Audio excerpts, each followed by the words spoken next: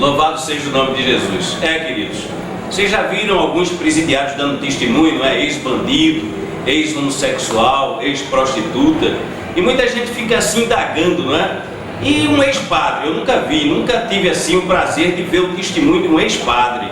E hoje nós estamos aqui com o pastor Bernardo Espíndola, pastor presidente da primeira igreja batista ali no Parque dos Coqueiros, em Natal.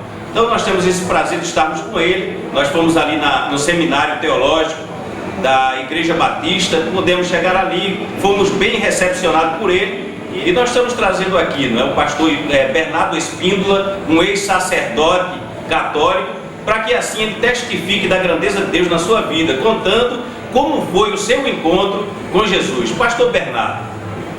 Boa tarde, queridos. Que a graça e a paz do Senhor Jesus esteja com todos vocês. Deus age assim, Deus é assim, porque o seu poder é infinito para todos nós, é infinito para o ser humano. Não importa a condição que ele esteja, não importa onde ele esteja, mas Deus, na sua infinita misericórdia, ele vai aonde o homem está, não importando a condição dele, e arranca ele da onde ele está, para que ele se torne uma pessoa útil, para que ele se torne uma pessoa produtiva, para que ele se torne uma pessoa espiritual, para o uso do céu, para o uso do Senhor, para a transformação de alma. Foi assim que aconteceu comigo. E a palavra de Deus em Isaías 43:11 diz: o Senhor diz assim: eu sou o Senhor, e fora de mim não há Salvador. Isso é uma promessa para aqueles que não creem, para aqueles que não acreditam. O Senhor Jesus se faz assim, para que o homem possa reconhecer que Ele é o Senhor, que Ele é o Salvador, e que Ele pode transformar o homem por dentro e por fora. Às vezes, nós pensamos no decorrer da nossa vida que estamos certos no que fazemos, que estamos certos no que seguimos, que estamos certos naquela formação que escolhemos, que estamos certos naquele emprego que estamos, mas às vezes não é assim para Deus. Ele tem planos infinitos, tem propósitos de transformação, de libertação em coisas muito melhores para cada um de nós. Eu pensava que estava certo. Desde pequeno eu tinha assim uma vocação muito grande de ser sacerdote, de estar celebrando missas, de estar ali conduzindo um povo, de estar tendo aquela formação que todo sacerdote tem, e isso era desde pequeno. E quando eu tinha 13 anos de idade, eu fui para um seminário católico. Minha família nordestina, eu também sou nordestino, tinha um desejo muito grande que eu fosse um sacerdote católico. Eu morava em Parnaíba, no Piauí, e ali fui para um seminário dos capuchinhos, e fiquei um certo tempo lá, ali estudando, me aprimorando nos estudos, para que um dia eu fosse ordenado sacerdote católico, e assim completasse o desejo do meu coração de me tornar um sacerdote, que era a vocação que estava no meu coração. 17 anos, deixei o seminário e fui embora para Brasília, abandonei o seminário. Mas eu me lembro algo que ficou guardado no meu coração, depois que eu deixei o seminário. Foi quando eu fui limpar uma biblioteca, eu tinha de 13 para 14 anos, e me deparei pela primeira vez com um exemplar da palavra de Deus, a Bíblia Sagrada. Nunca tinha visto uma Bíblia. E ali abri em Êxodo capítulo 20, a partir do versículo 1 até o versículo 6, quando a Bíblia diz: eu sou o Senhor teu Deus, que te tirei da terra do Egito. Não terás outros deuses diante de mim. Não farás para ti imagem de escultura, nem do que está em cima no céu, nem na terra, nem embaixo da terra. Não adorarás, e nem a ela se curvarás. Então, meus irmãos, quando eu li esta palavra, ficou guardado no meu coração. E eu me lembro que naquela dúvida dessa situação, eu fui até um dos meus superiores, e quando cheguei até ele, perguntei: e aqui, Frei Marcelo, como é que fica essa situação, se a Bíblia está dizendo, e como está vivendo a igreja agora? E ele me disse assim: não, isso é coisa dos hereges, é coisa de crente, é coisa daqueles que são contra a nossa igreja, que é contra os padres, que é contra o Papa, que é contra Maria, e que é contra as imagens. Mas eu disse a ele: não, mas o povo está se curvando, o povo está adorando, em vez de adorar a Deus, que é o dono da vida. Disse, mas nós não mandamos o povo fazer isso.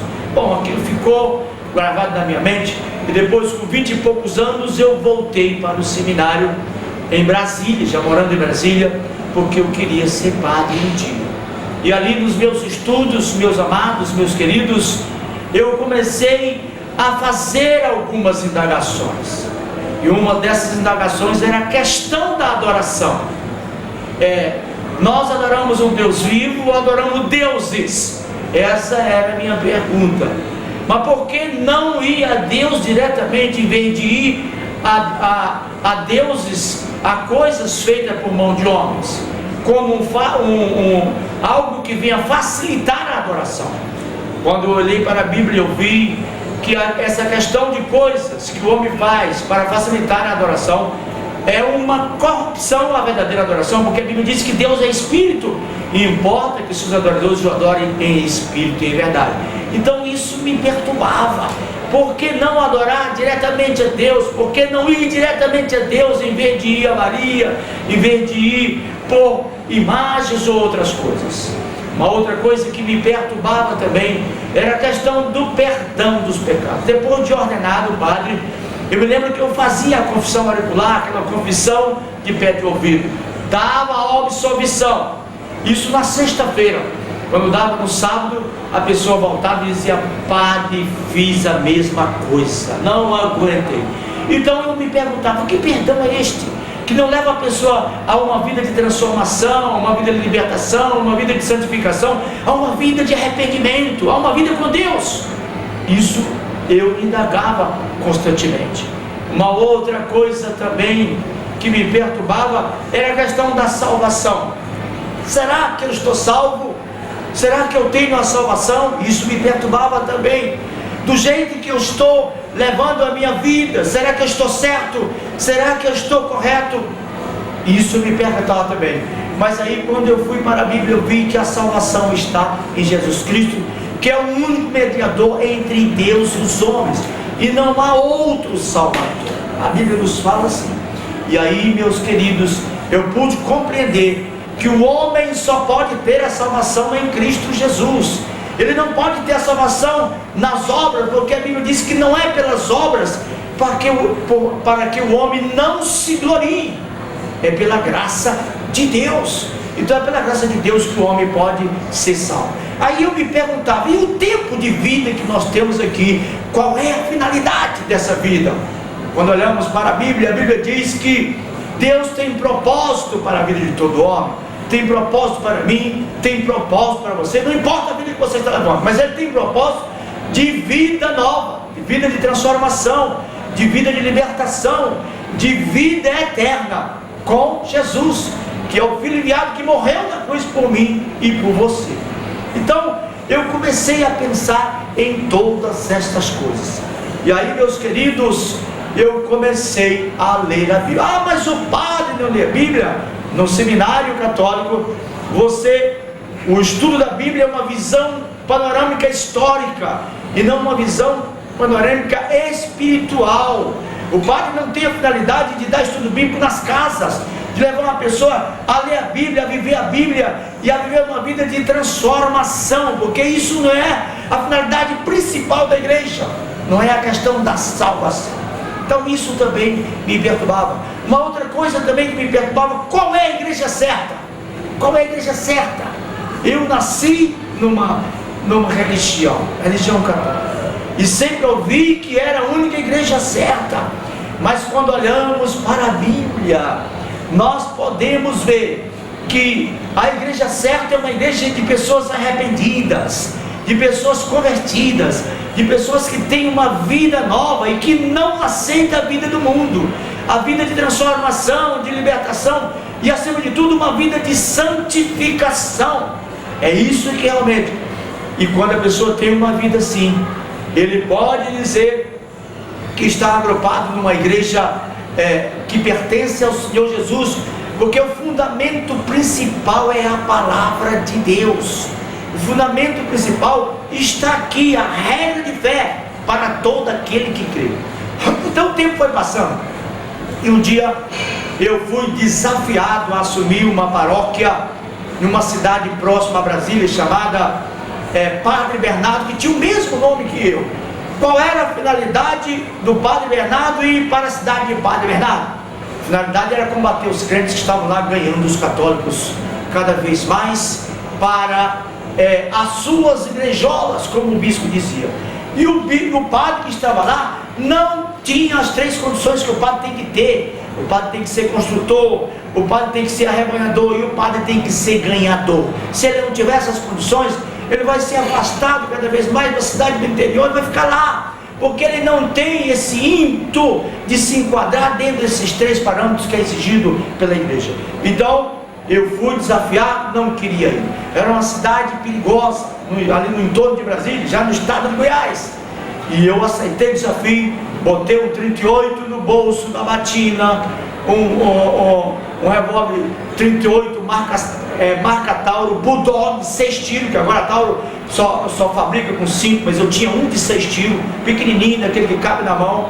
Botei no bolso, com a Bíblia na mão, e saí visitando de casa em casa aquelas pessoas. Perguntava: por que você deixou a fé católica? E as pessoas diziam: deixei porque o crente veio aqui, pregou para mim, eu ouvi a verdade, e aí fui liberto e passei a ser um crente em Jesus Cristo. Eu digo: volte para a sua igreja de origem, porque você nasceu católico e vai morrer católico. Eu atacava a tradição, eu atacava a questão da religião, da tradição do pai, da mãe, do vovô, da vovó. Não é isso que leva você para o céu, não é isso que lhe dá a salvação, não é isso que faz você viver uma vida de santificação. O que faz você viver uma vida de santificação, de salvação, é Jesus Cristo, é a palavra de Deus que pode te levar para um patamar espiritual diferente do mundo, diferente dessas coisas que acontecem no mundo. E foi isso que aconteceu comigo. E eu comecei a ler a Bíblia para combater os crentes. E aí comecei a ler um versículo, e decorar versículos da Bíblia, porque eu dizia: quando o crente vier com um versículo, eu vou com 10 para ele. E aí eu vou combater eles dentro da Bíblia, porque o crente conhece mais a Bíblia do que os católicos. E comecei lá naquela cidade.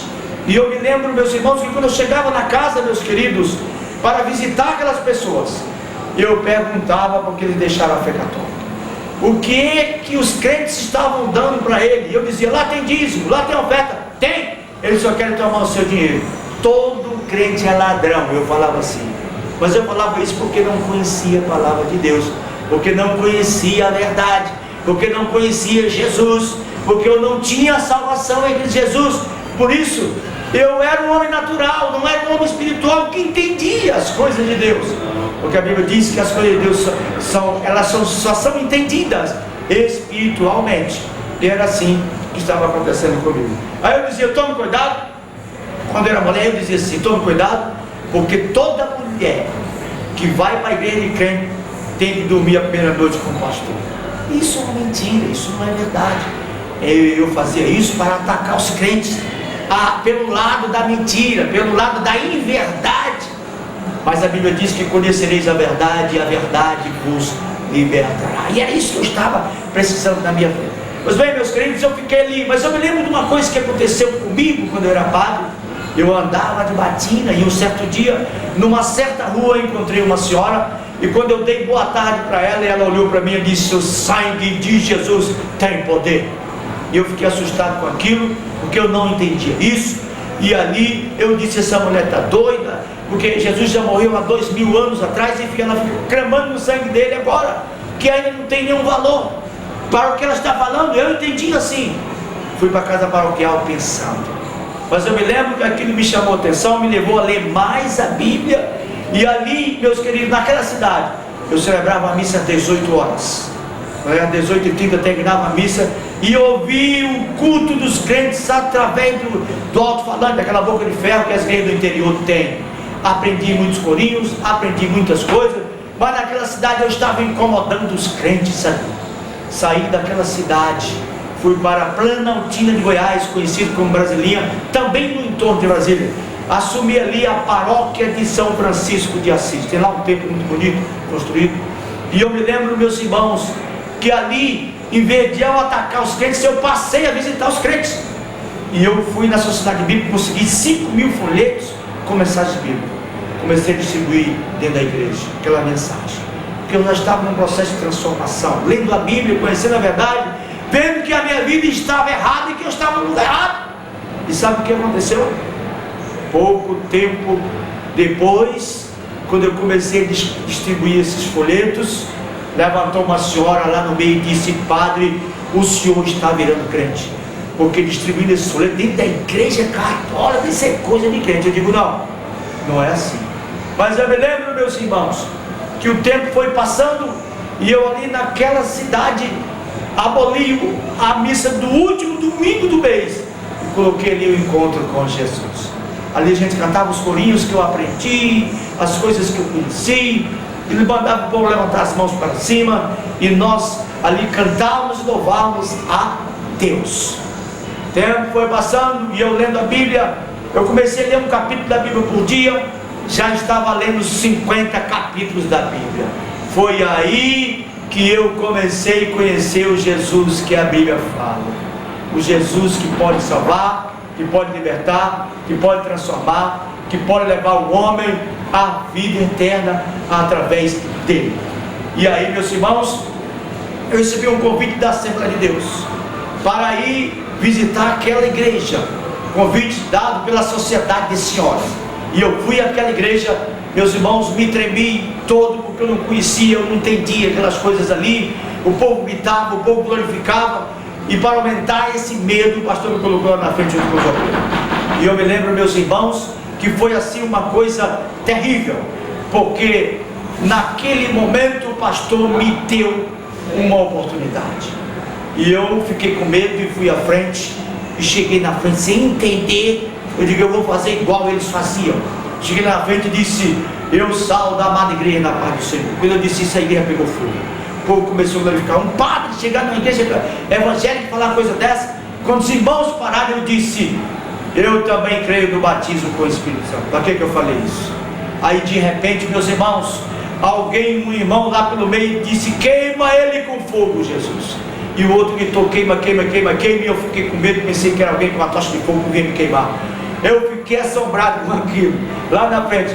Mas as coisas passaram, Deus me abençoou. Eu continuei lendo a Bíblia e estudando a Bíblia, mas eu tinha medo de deixar a batina, eu tinha medo de abandonar a igreja, porque lá eu tinha dinheiro, lá eu tinha casa boa, eu tinha carro do ano, tinha posição, e era muito conhecido na cidade e muito conhecido naquela região.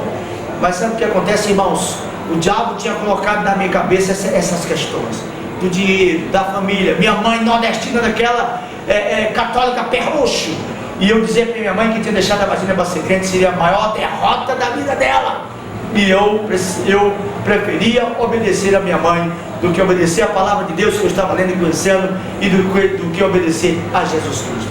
Mas um dia não aguentei, e um dia botei a batina e fui a uma igreja batista em Brasília, segunda igreja batista do Plano Piloto, assisti o culto. No meio da pregação, quando o pastor estava pregando, Deus me tocou naquele momento, depois de muitas lutas, depois de passar muitas noites desacordados, pensando se eu estava certo, se eu estava errado, se eu estava na igreja certa, qual era a igreja certa, se a Bíblia estava correta, todas as coisas eu me perguntava. Mas Deus já havia falado no meu coração que eu tinha que mudar de vida, que eu tinha que abandonar aquela vida.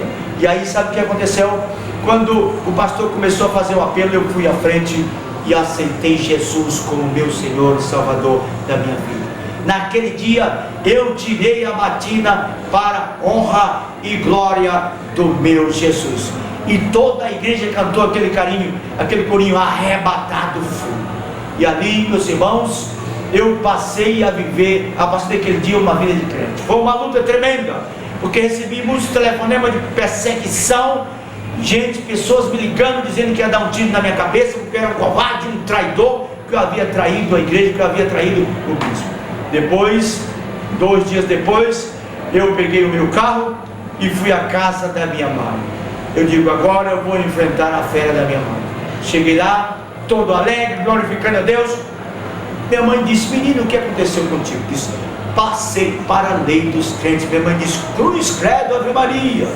Meu Deus, tu fez isso, que desgraça é essa, menino?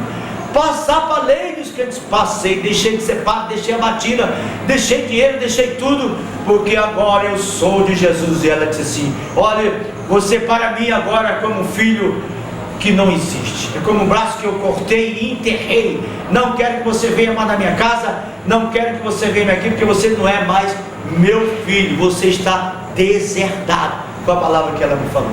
Eu disse: minha mãe, pois eu vou vir, eu vou pregar o evangelho para a senhora, e aonde eu for vou pedir oração pela senhora, porque o Deus que me salvou vai lhe salvar também. Ela disse: bota essa boca de praga para lá, porque eu nunca vou ser crente, nunca vou ser herege, nunca vou participar dessa coja. Ela falou assim.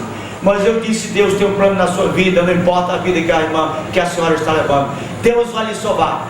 Aos meus olhos, minha mãe nunca ia se decidir. Eu comecei a orar pela minha mãe, eu comecei a ligar para ela, eu ia lá pregar para ela. 6 meses depois, minha mãe estava se decidindo ao lado de Jesus, se entregando a ela, meu pai, meus irmãos, minhas irmãs. Hoje todos são crentes em Jesus Cristo, porque hoje nós temos uma vida diferente. Isso também pode acontecer com você. Às vezes o que você está fazendo, você pensa que está certo, mas se não estiver dentro do plano de Deus, você não está certo.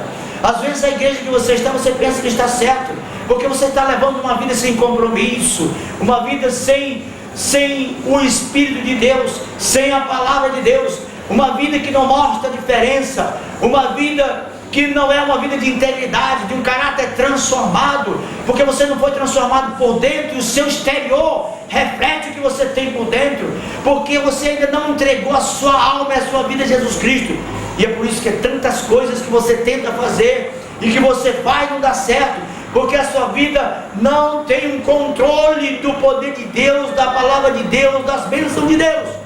É por isso que você precisa mudar, e a mudança só pode acontecer quando acontece 2 coisas na vida dela. Primeiro, o arrependimento. Ele precisa conhecer que está errado, que a vida que ele está levando não é correta. Segundo, ele precisa se converter, deixar de praticar, deixar de andar errado, deixar de fazer as coisas erradas, para a partir desse momento ter uma vida com Deus.